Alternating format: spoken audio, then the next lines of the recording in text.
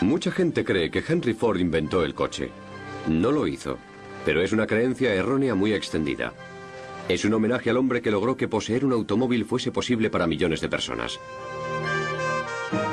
De su deseo de fabricar coches para las masas, surgió una gran empresa. Pero hay un coche que sobresale por encima del resto. El coche que hizo que todo fuese posible, el Modelo T.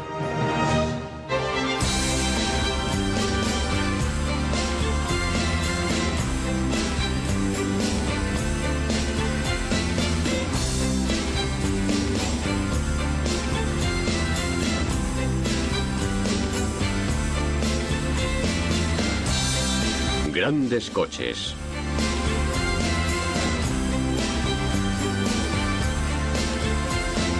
El Modelo T.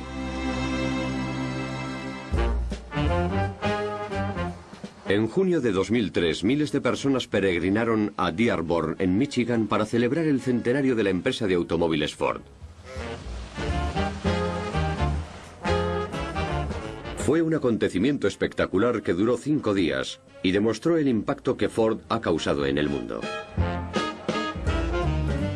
Los aficionados tuvieron la ocasión de contemplar la exposición más grande del mundo de los automóviles históricos y contemporáneos que hicieron famosa a la fábrica. El presidente de la empresa, William Ford, bisnieto de Henry Ford, y su primo Edsel estuvieron presentes en los actos. Sirvió como recordatorio de que la empresa todavía seguía relacionada con su fundador. Una caravana de modelos T acudió de todo el país para inaugurar los festejos. Algunos de ellos tenían casi 100 años y seguían funcionando a toda potencia, igual que la empresa que un joven inquieto, Henry Ford, fundó en 1903.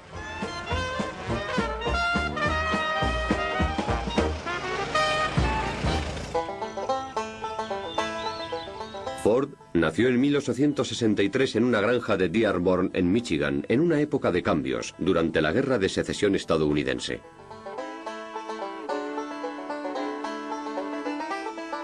Mientras la guerra dividía al país, Ford concentró su atención en las máquinas, los motores a vapor y sus posibles combinaciones. Su padre esperaba que le sucediese como granjero, pero Henry odiaba la monotonía de las faenas agrícolas. Cuando tenía 12 años, su padre le llevó de viaje a Detroit en una carreta. Por el camino se encontraron con una locomotora a vapor. Henry empezó a soñar con fabricar una versión más ligera y pequeña de esa máquina para aliviar la carga de trabajo de la granja y reducir el aislamiento del campo.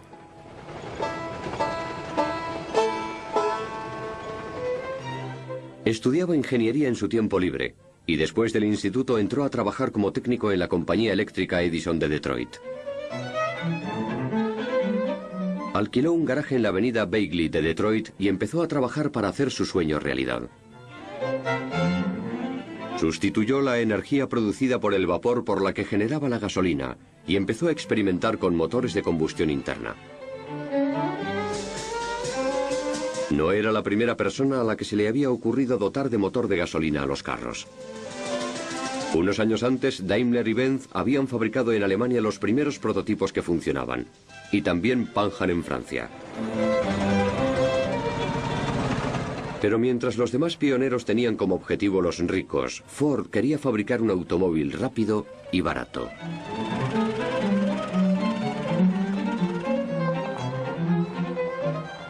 En junio de 1896, Ford abrió por fin las puertas de su garaje y puso en marcha su primer intento de automóvil, el cuatriciclo.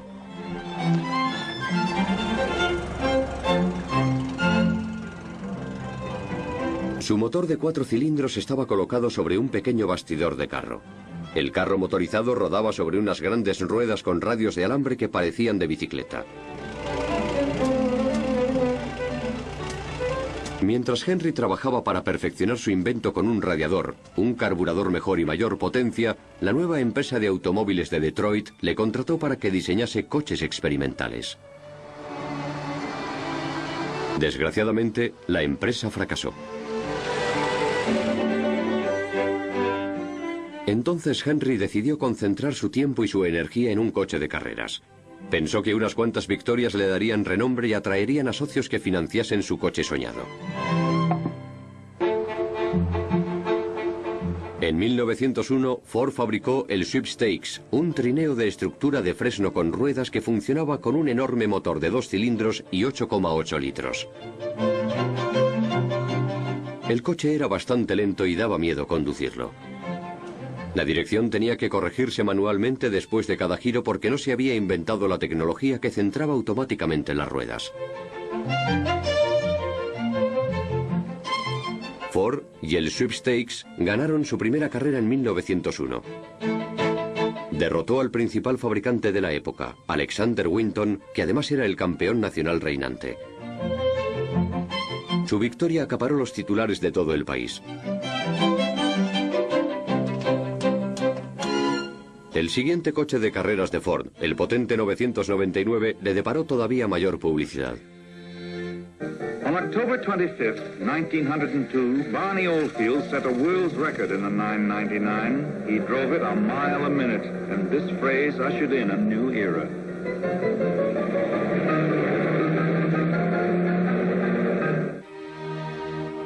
En 1903, Ford, la estrella de las carreras, pudo por fin reunir la financiación necesaria para fundar su empresa de automóviles. Para aprovecharse de la fama de su nombre, la llamó Empresa de Automóviles Ford.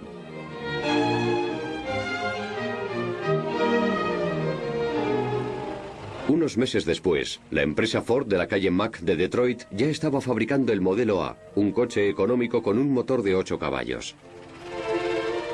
Se recibían más pedidos de los que podía servir.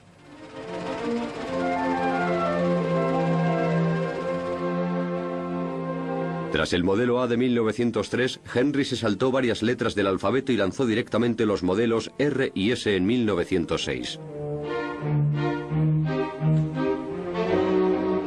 La fábrica original se le quedó pequeña y tuvo que trasladarse a unas instalaciones mucho mayores en la esquina de las calles Pickett y Bowen de Detroit. Sus coches se vendían, pero Ford no estaba completamente satisfecho con ellos. La mayoría seguían diciendo juguetes de rico. Dijo que quería fabricar un coche para las grandes masas con los mejores materiales posibles y la mejor mano de obra que pudiese contratar, para que cualquier hombre con ingresos decentes pudiera irse de paseo al campo y disfrutar de los grandes placeres de Dios.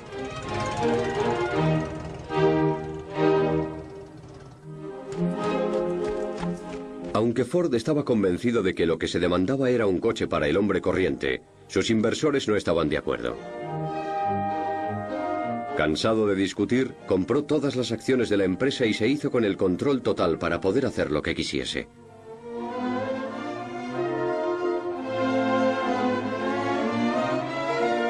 Reestructuró la fábrica de la calle Pickett para fabricar un coche nuevo, el modelo T. Reunió a un pequeño equipo de delineantes que trabajaron noche y día en un cuarto de 20 metros cuadrados en la parte de atrás de la fábrica.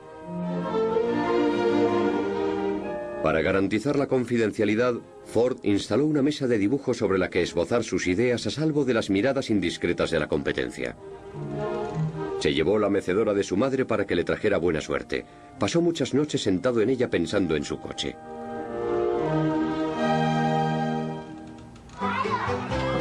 Finalmente su sueño se hizo realidad y el modelo T entró en la historia el 1 de octubre de 1908. Ford lo llamó el coche universal y millones de personas lo apodaron cariñosamente el Lisi de hojalata. Muchos dicen que lo llamaron Lisi, diminutivo de lagarto en inglés, porque parecía un reptil ágil y veloz. Recurriendo a un juego de palabras en inglés, otros lo llamaron Flivver, porque decían que se movía tanto que te revolvía el hígado. El Lisi llevaba un motor de 4 cilindros y 20 caballos de potencia. Medía 2,10 metros de altura y pesaba solo 544 kilos. El chasis era ligero y resistente y estaba hecho de aluminio de vanadio. El modelo T no era un coche de carreras. La velocidad máxima que podía alcanzar eran 64 kilómetros por hora, suficiente para las carreteras sin asfaltar de la época. Pero tuvo un gran éxito. El primer año se vendieron más de 10.000 unidades, todo un récord para la industria. Los primeros compradores podían adquirir el Lisi de color negro, rojo, verde, gris y perla.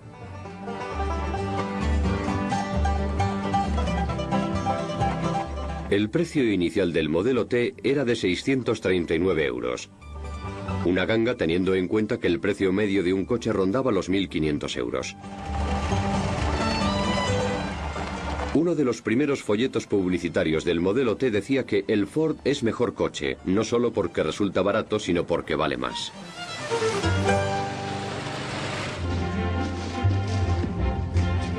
Ford tuvo que aumentar la producción para dar abasto a la demanda. Experimentó con distintas ideas. Dividió el proceso de montaje en tareas sencillas y repetitivas y calculó cuánto tiempo duraba cada fase. Tenía que mejorar la productividad, porque aunque se estaban fabricando 18.000 unidades al año, los pedidos no cesaban de acumularse. La competencia se fijó en su éxito. Billy Durant, el fundador de General Motors, quiso comprar Ford, pero no pudo convencer a los bancos de que valía los 13 millones de euros que pedían por ella. Ford se mantuvo independiente y además recurrió a una demanda por infracción de patente que los demás no se atrevieron a cuestionar. George Selden y sus socios obligaban a la mayoría de fabricantes de coches a pagarles derechos de propiedad industrial por cada coche que fabricaban, pero Ford se negó a pagar.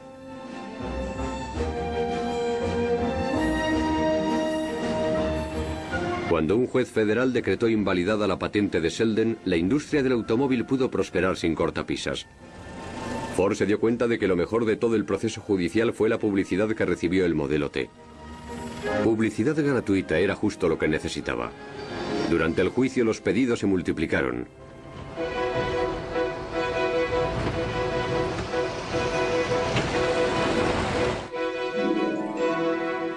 En 1908, para poder cubrir la demanda, Ford pidió al famoso arquitecto Albert Kahn que le construyese una nueva inmensa fábrica en Highland Park. La fábrica de Highland Park era el encargo más grande que había recibido Albert Kahn. Él no creía que unas instalaciones de semejante magnitud pudiesen funcionar con eficiencia, pero decidió aceptar el proyecto. Cuando se inauguró la fábrica el día de Año Nuevo de 1910, se la apodó con el sobrenombre del Palacio de Cristal. Era una estructura de casi 300 metros de longitud con amplios ventanales que la recorrían de un extremo a otro. Resultó eficiente y moderna, pero en unos pocos años se quedó también pequeña.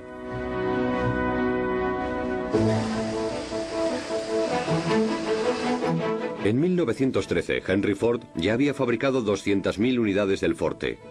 Había sido posible gracias a la primera cadena de montaje móvil.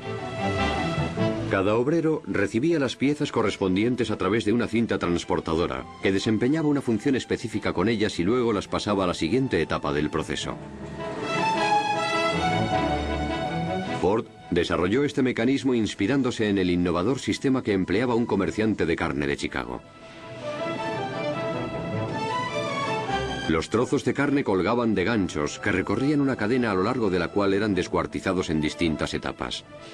Ford pensó que si el procedimiento funcionaba para descuartizar una vaca, podía funcionar en sentido inverso para montar un coche.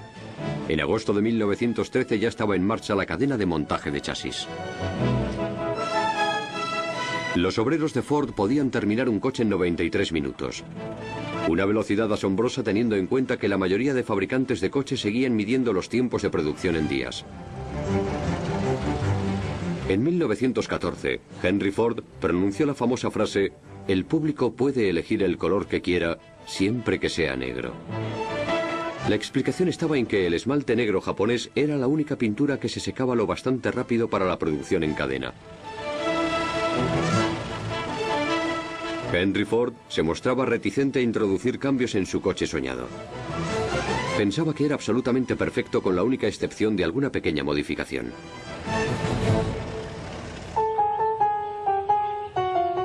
Uno de los cambios más sorprendentes que se produjeron fue la caída de los precios. En 1914 el modelo T solo costaba 360 euros, casi la mitad del precio original. El precio bajó gracias al desplome de los costes, producto de la eficacia de la producción en cadena y del uso de componentes estandarizados. En ese momento Ford fabricaba casi 300.000 unidades del modelo T al año. El coche se había convertido en un fenómeno. Más de 500.000 de estadounidenses conducían un Lisi de hojalata.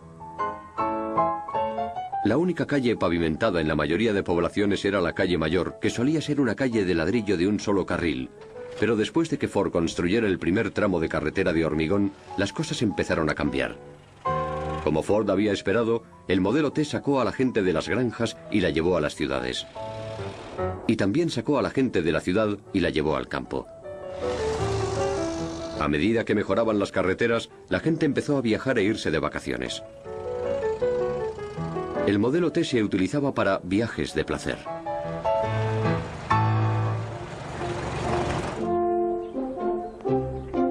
La producción del modelo T excedió incluso las fantasías más descabelladas de Ford. El empresario y su mujer Clara decidieron construir la casa de sus sueños, un inmueble llamado Fairlane y valorado en 700.000 euros, situado en una parcela de Dearborn.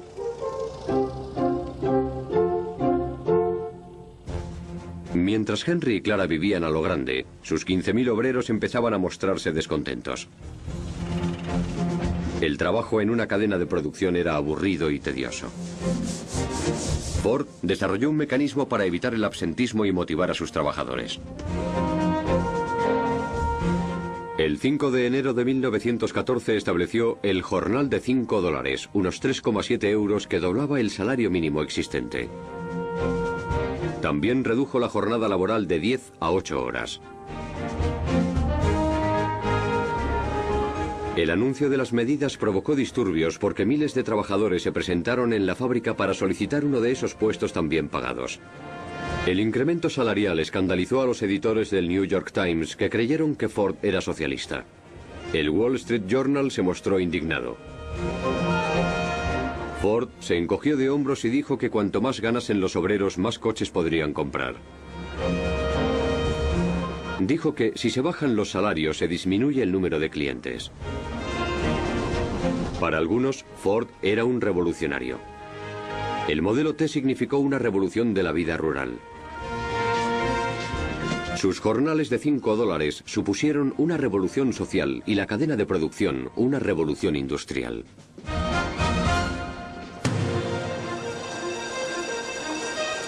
Pero era un revolucionario que se aseguraba de que los obreros que cobraban $5 al día se lo mereciesen. Creó un departamento de sociología para evaluar si los trabajadores sabían utilizar bien sus ingresos y llevaban una vida familiar decente según los valores de la empresa. Los investigadores del departamento le decían a los empleados cómo llevar su casa y cómo manejar las situaciones personales. Al principio los obreros pensaron que este programa les beneficiaba, pero pronto se dieron cuenta de que significaba una intrusión.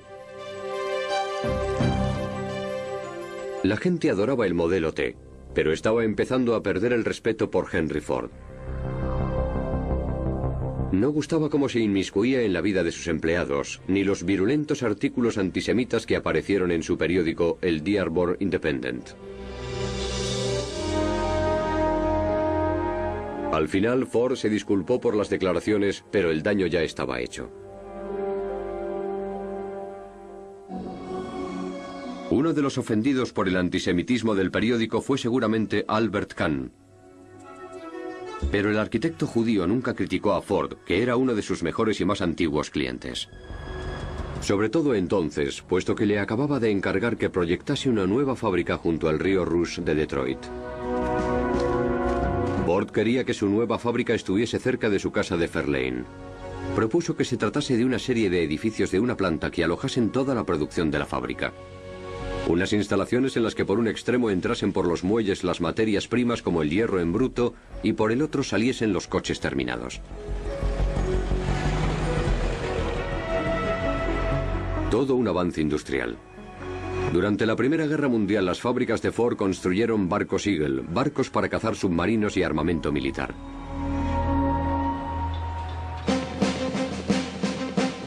También suministraron vehículos al cuerpo de ambulancias del ejército norteamericano y a la Cruz Roja de Estados Unidos, que conducían voluntarios como Ernest Hemingway.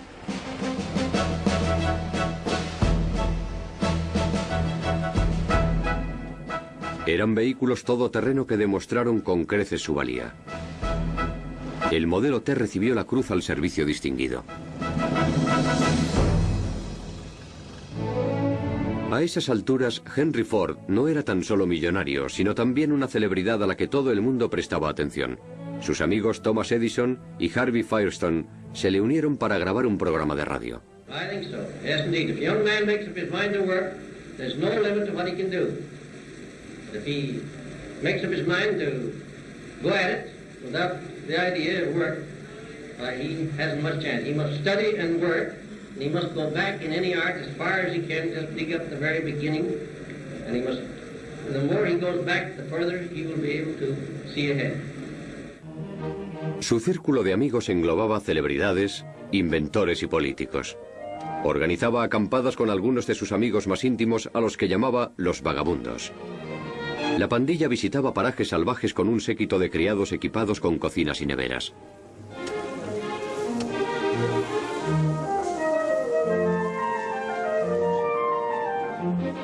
Entre los vagabundos se encontraban Thomas Edison, el presidente Warren G. Harding, Harvey Firestone y el naturalista John Burroughs.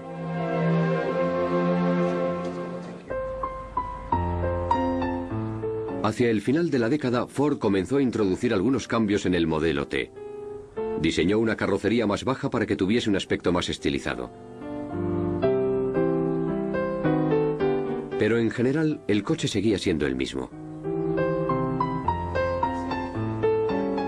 Ford estaba demasiado concentrado en sus negocios como para darse cuenta de que el modelo T envejecía. En 1924 él tenía 61 años y su coche 16. El 15 de junio salió de la fábrica el Ford T número 10 millones, a un precio más bajo que nunca, 212 euros. Había otros fabricantes que vendían modelos similares, pero las ventas del modelo T eran 6 veces superiores a las de las demás marcas. Sin embargo, pronto empezó a perder terreno. Los Chevrolet costaban 110 euros más, pero la gente joven que quería parecer moderna los prefería. Los Buick de segunda mano costaban más o menos lo mismo que un modelo T y ofrecían más prestaciones, comodidad y estatus. Al final, Ford tuvo que reconocer que para el modelo T la carrera había terminado. El 27 de mayo de 1927 salió el último de la fábrica. Gente de todo el mundo lo echó mucho de menos. La viuda del novelista Sinclair Lewis escribió que su marido estaba más orgulloso de su modelo T que de su premio Nobel de la Paz.